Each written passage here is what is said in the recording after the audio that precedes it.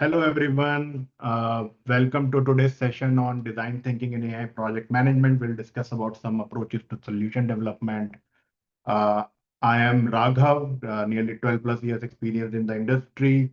Worked in consulting with major biopharma companies, especially across commercial, sales and marketing analytics and AI, as well as operations, be it medical and clinical operations. uh, Worked across countries in India, in US and UK. Did my undergrad from NIT Raipur and did a range of courses and certification. One of my passion is lifelong learning, as you can see from all this certification, and I think it is becoming more and more important in this transformative age of AI. So I welcome you all to today's session. What we will do today is do a very brief intro of the topic. I won't go too much into the theory, but really take you down through two examples on where design thinking has helped, inspired from some real world experience I had in my journey, right? And taking a little bit of a compare and contrasting approach to bring the point about how design thinking can be applied, right?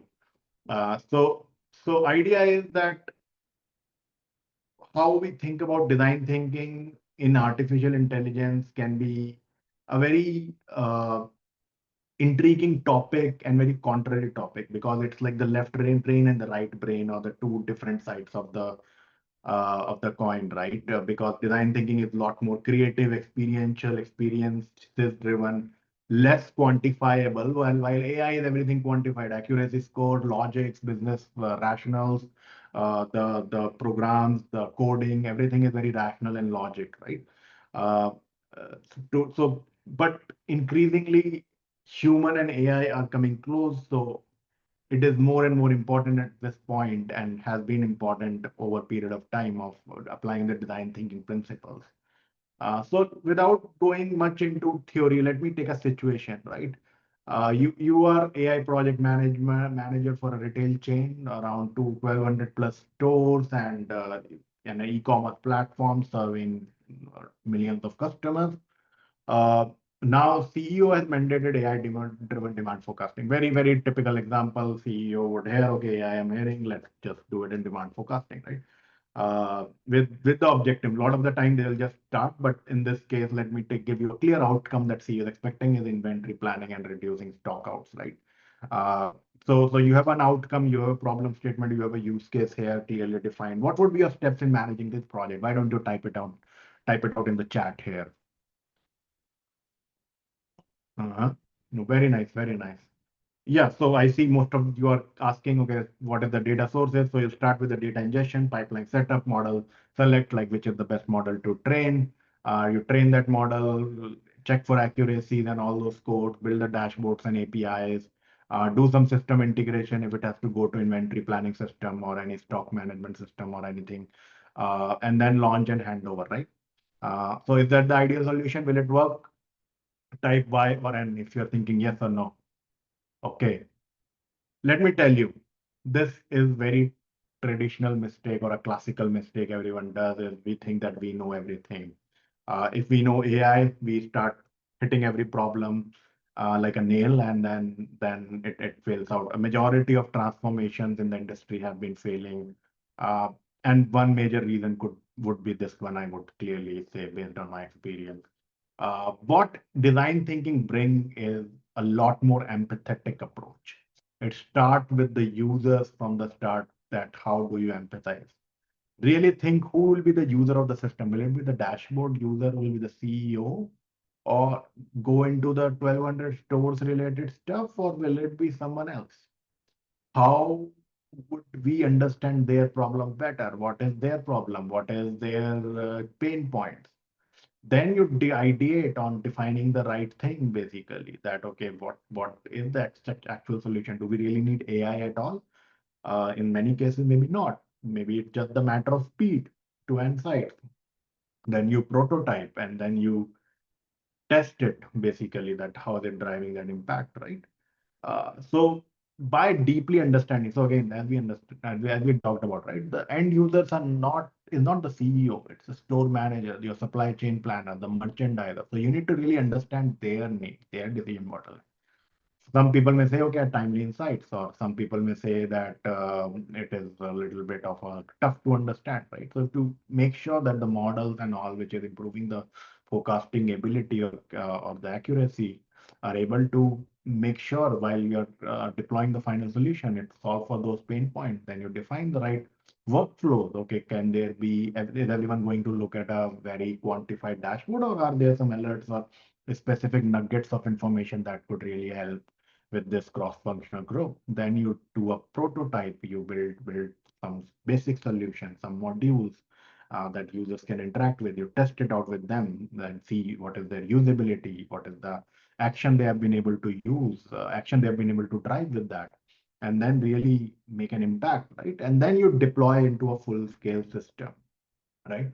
So that's where design thinking plays a crucial role, that you become a lot more closer to the users and the outcomes they want to have, to really create a business impact and keep technology and AI as a means to enable that impact in a much better way. So this is a quick comparison. I'll give you the slides as a handout, right? So you can go through it, but user focus and that collaboration is the key thing, which is crucial. I think some people may argue that it can be a bit more time consuming in the upfront, right? But I think if you have to drive a really successful outcome project, the project investment, then this becomes very crucial. Let me expand with another example, right? A major AI transformation project, again, inspired from some of my real world experience, where reporting platform has so many data, like already built with that traditional approach that we discussed about earlier, right? A reporting platform for brand teams and marketing teams and sales team is built with complexity, so many KPI, metrics, business rules, and all there, with a very clunky user experience and all. And this, the business objective was simple, right? Address this pain point, enhance the usability. No one was using the dashboard. How can we drive better decision making? People can be better able to connect the dots across the data point, that if my sales is declining, then why it is declining. And it can be having the Gen AI capabilities to do those scenario building narrative and all, and drive adoption, right? To make sure that the decision making is data driven, because no one was using it. So this is an expansion view of the Ideate Empathize Ideate framework that we saw earlier, where it's about design, discover and define to design the right thing, and then you design and then you develop and deliver rather than jumping into development. That's what we learned in the previous section. Uh, so the approach followed here was, we did a discovery, we looked at existing dashboard, what are the metrics, get the business context. There was a lot of interview, there was a lot of in-depth understanding of from the leadership, from focus groups, from the survey broadcast, what are your pain points, do some workshop to align what are the pain points, give a leadership update as part of it, develop the foundational wireframe components first, and then you do some design sprints where you'll bring the concept and wireframe of the design perspective and do role play based, that how will you use it, and then you design it iteratively in collaboration with the stakeholder. And then once the design is finalized, then or the solution is finalized, then the technical readiness and the specs are being ensured to do the implementation and release, right? So this is a one example or a canvas that was used for the stakeholder research, where user context is the most crucial thing. Understanding their goals, what are they trying to achieve? Like say CEO there was trying to achieve 20% benefits on inventory planning, right? Key questions and actions, right? What actions to do would people take, right? And in a sales rep kind of a situation, sales rep may be just wanting to understand which are the top declining accounts, which are declining the most. I'll reach out to them. What type of narrative and visualizations are there? And then metrics and data source and AI solution enables all of those things. So this is just one example of field one, that you can see sales leaders, sales operations teams is looking at field engagement, or how to improve the territory and segmentation and all. So there were challenges around missing the unified view, and they want to optimize, they want to prioritize high value accounts and all. So these kind of field force activity where you can get quickly within 1 or 2 click the top and the low performing accounts or segments and do the competition benchmarking and all. So those are some examples. So very quickly, what we learned is that human values and AI values come at this intersection to drive better outcomes, right? Because unless you hear from the users, unless you hear from them, empathize with them, understand their usability of the tool or the solution or the project that you're working on, with the speed and all the amazing AI capabilities, things are likely to fail.